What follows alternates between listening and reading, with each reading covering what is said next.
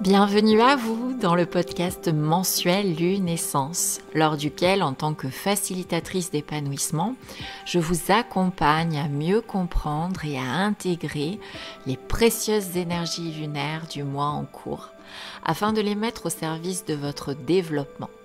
La lune regorge de trésors et je vous aide à les saisir.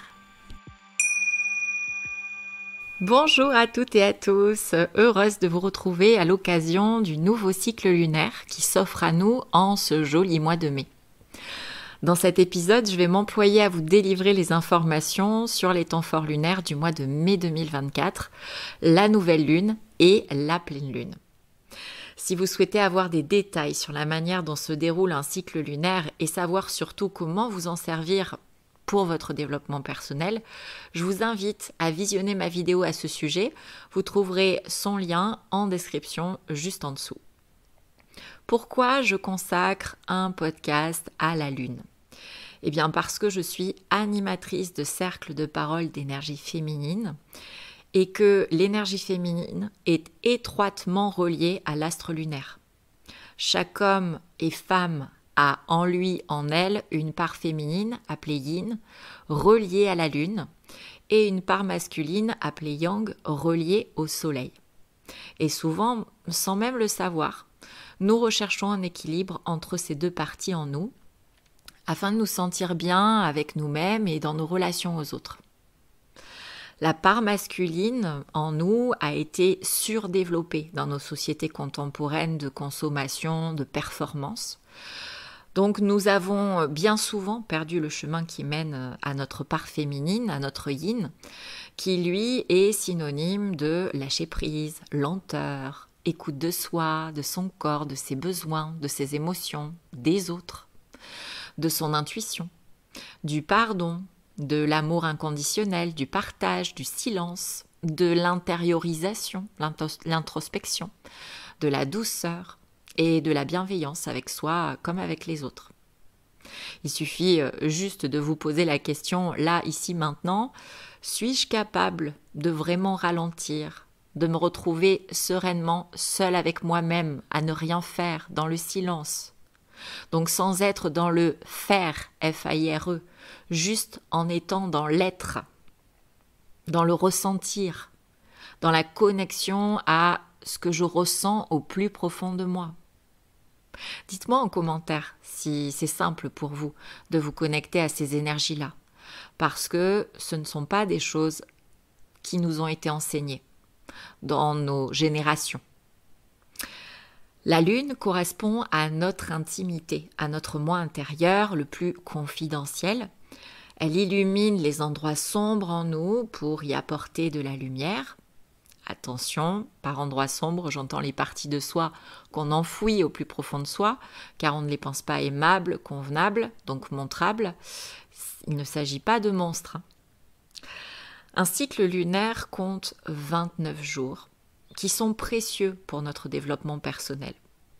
Les temps forts de ces cycles lunaires nous accompagnent à avancer sur notre chemin de vie en gagnant en connaissance de soi, en acceptation de soi et donc en épanouissement et en joie. Les deux temps forts lunaires sont la naissance d'une nouvelle lune et la pleine lune ayant atteint sa puissance, sa luminosité maximale. Ces deux moments offrent chacun une opportunité bien précise. À la nouvelle lune, on est invité à poser ses intentions pour les 29 jours à venir et à la pleine lune, on peut se libérer de ce qui se trouve en nous et qui nous fait obstacle sur notre route, comme des émotions et croyances limitantes, des comportements néfastes pour nous-mêmes, des blessures émotionnelles par exemple. Ces 12 à 13 cycles lunaires par an sont l'occasion de découper nos objectifs annuels ou à long terme en petits objectifs intermédiaires, tels un rétro-planning bien organisé, bien orchestré, et de nous mener progressivement à notre moi idéal, une fois délesté des programmations inconscientes, notamment de celles de l'enfance. D'autre part, vous le savez sûrement, je suis numérologue. Et la numérologie stratégique est un outil que j'utilise dans ce podcast car chaque temps fort lunaire a lieu un jour civil bien précis et il a une vibration identifiée. Cette vibration nous donne une direction à emprunter et c'est cette direction que je me fais un plaisir de vous délivrer dans le podcast Lunaissance chaque mois. Je vous encourage vivement, en complément de cet épisode, à écouter mon podcast mensuel sur les énergies du mois de mai 2024, dont vous trouverez le lien en description ci-dessous. Parce qu'un jour appartient à un cycle lunaire et également à un mois, qui a lui aussi une vibration collective. Il est donc important de combiner toutes ces énergies, ainsi que mes conseils, pour en tirer les meilleurs bénéfices. J'en profite pour vous préciser que dans mes podcasts, je parle toujours d'énergie collective et universelle qui sont à combiner à vos énergies personnelles que vous obtiendrez uniquement en réalisant votre thème numérologique, puis les années suivantes, votre temporalité numérologique. Vous pouvez d'ailleurs prendre rendez-vous avec moi pour faire votre thème ou votre temporalité en cliquant sur le lien en description juste en dessous. Oui, vos vibrations mensuelles personnelles sont votre priorité à honorer. Les influences collectives que je vous délivre ne font qu'infuser vos vibrations personnelles.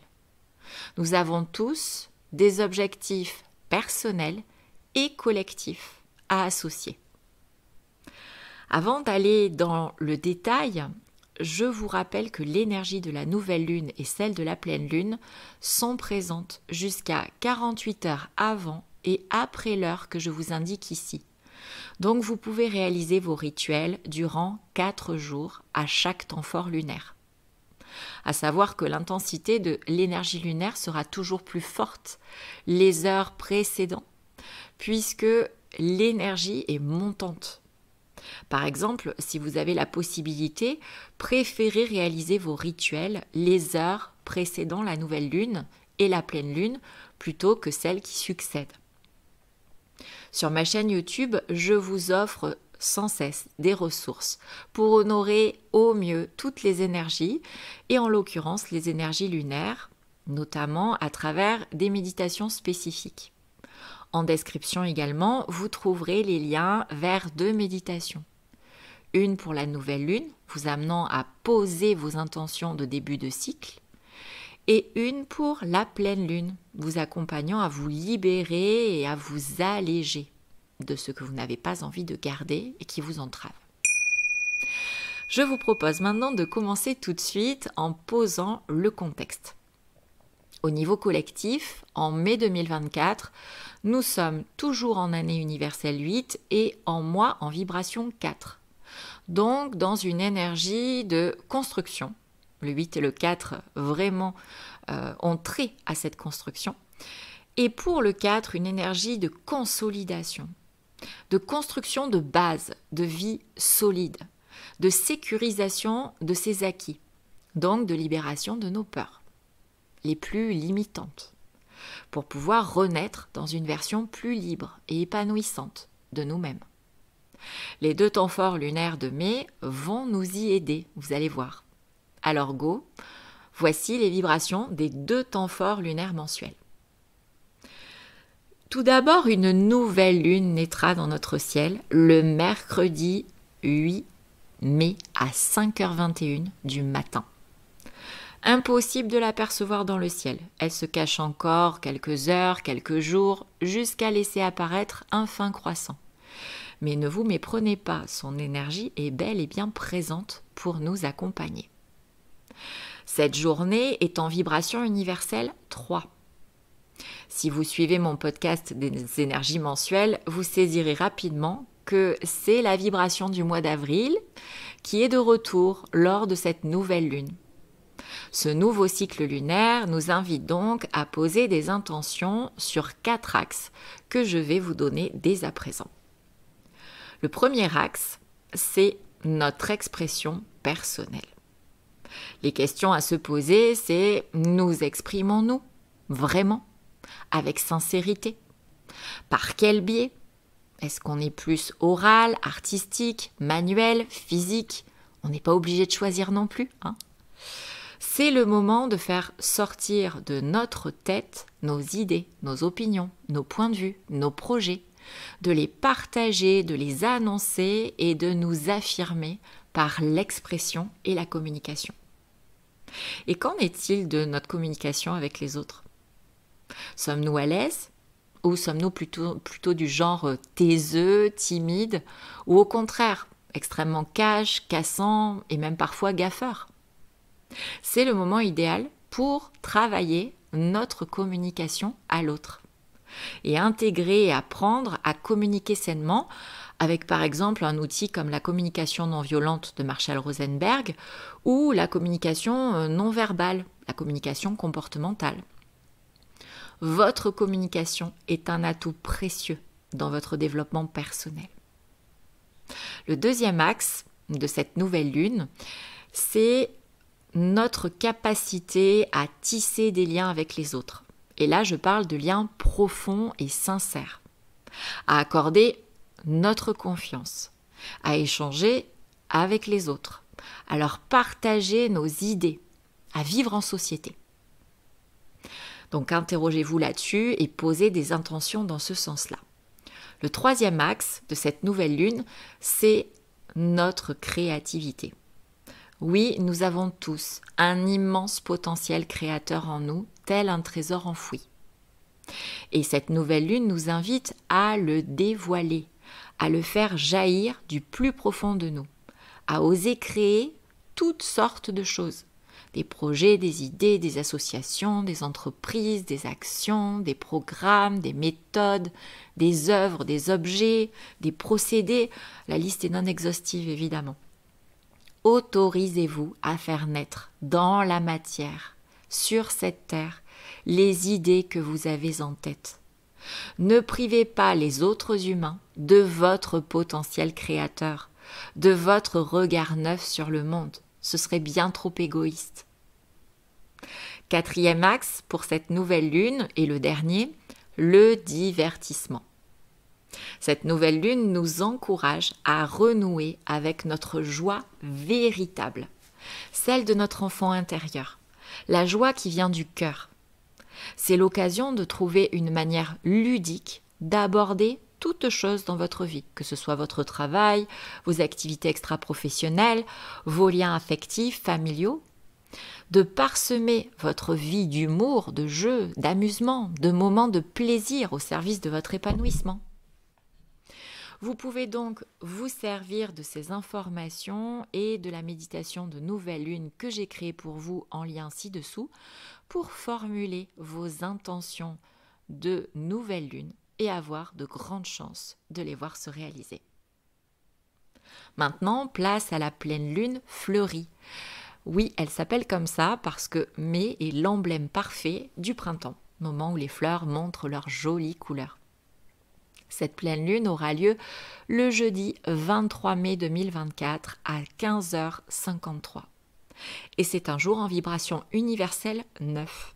Quelle surprise! La même vibration que les 2 dernières pleines lunes. Je vous invite à voir cette récurrence de la vibration 9 comme une opportunité de terminer un cycle en douceur, en plusieurs étapes, afin que cela ne soit pas trop brutal pour nous. D'autant plus que si vous avez écouté mon podcast sur les énergies du mois de mai, vous savez qu'il y a 3 portails énergétiques, ou plus exactement un portail énergétique et ses 2 rappels en mai, qui se font chacun en vibration 9 également. Les informations qui vont suivre sur la vibration 9 sont donc à considérer tout au long du mois, puisqu'elles viendront ponctuer le mois de mai en vibration 4, lui.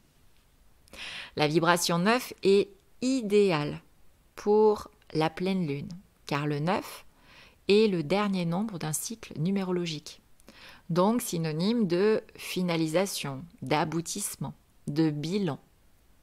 Et la pleine lune est le moment des libérations par excellence. Ces 2 énergies combinées nous mèneront donc à nous délester plus facilement de ce qui ne nous convient plus, ne nous épanouit plus, n'est plus aligné avec notre vie idéale.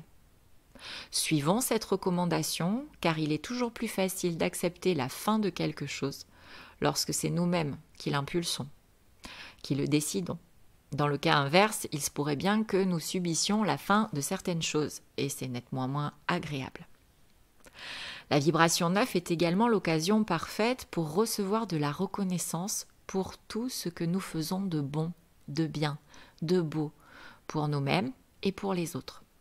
Tout ce qui est aligné avec notre cœur, avec notre moi profond, avec nos missions de vie. La vibration 9 nous permet d'atteindre le sommet, l'aboutissement de tout ce qui a été bien mené ces derniers temps. D'autre part, la vibration 9 est clairement imprégnée d'hypersensibilité menant à de la bienveillance et de l'empathie envers le monde avec un grand M et envers l'humain avec un grand H. Alors, tout ce que vous mettrez en place et qui a trait au collectif, à l'associatif, au communautaire, à l'humanitaire, au caritatif, à l'étranger, l'international, ou au domaine public, sera favorisé et vous apportera beaucoup de reconnaissance. Alors en cette pleine lune, portez haut vos valeurs de cœur, vos combats, vos luttes pour des idéaux qui vous paraissent peut-être très éloignés de la réalité. Mais si chacun met sa pierre à l'édifice, notre monde en ressortira meilleur. Un dernier conseil, en jour civil 9, évitez d'initier tout nouveau projet, à part s'il concerne les domaines cités ci-dessus en relation avec l'humain avec un grand H. L'hyper-émotivité pourrait vous gagner en ce jour de pleine lune. Que ce soit l'énergie de la pleine lune ou celle du nombre 9, elles concourent toutes deux à faire exploser notre baromètre émotionnel. Donc si vous ressentez de la fatigue, de l'agacement, des émotions désagréables telles que de la colère, de la tristesse, dites-vous que c'est normal et que ça va passer très vite. Alors prévoyez un temps d'écriture ou de méditation, d'activité physique ou d'atelier artistique, des huiles essentielles apaisantes comme la lavande, des fleurs de Bach, un remède spécialisé, un cours de yoga, une promenade en nature. Tout ce que vous voulez qui pourrait vous aider à vous libérer de ces ressentis inconfortables. Servez-vous par exemple de la méditation en lien en description, spéciale pleine lune, pour vous délester, vous alléger de vos ressentis inconfortables. Souvenez-vous, la pleine lune, avec sa luminosité intense, vient mettre en lumière les parts de nous que nous avons bien cachées dans l'ombre, car nous ne les jugeons pas convenables, pas aimables, donc pas montrables. Peut-être que ces émotions sont liées à ces parts de vous-même que vous taisez, que vous empêchez de parler, que vous n'autorisez pas à faire émerger. Observez bien, et dans ces moments forts énergétiquement, vous en apprendrez beaucoup sur vous. J'espère que cet épisode vous aidera à mieux comprendre ce qui se joue lors du cycle lunaire de mai 2024. Si vous avez des questions, je serai évidemment ravie d'y répondre en commentaire. Vous pouvez partager ce podcast à des personnes de votre entourage que cela pourrait intéresser. Et surtout, je vous invite à liker, car vos likes sont importants pour soutenir le podcast. Et surtout, l'aider aussi à se faire découvrir. Je vous souhaite un nouveau cycle lunaire à la hauteur de vos espérances, tout en vous rappelant bien que les énergies ne suffisent pas au développement personnel. Elles ne sont qu'un accélérateur de ce que vous mettez en place, de ce que vous actionnez au service de votre bien-être et de votre épanouissement. À très vite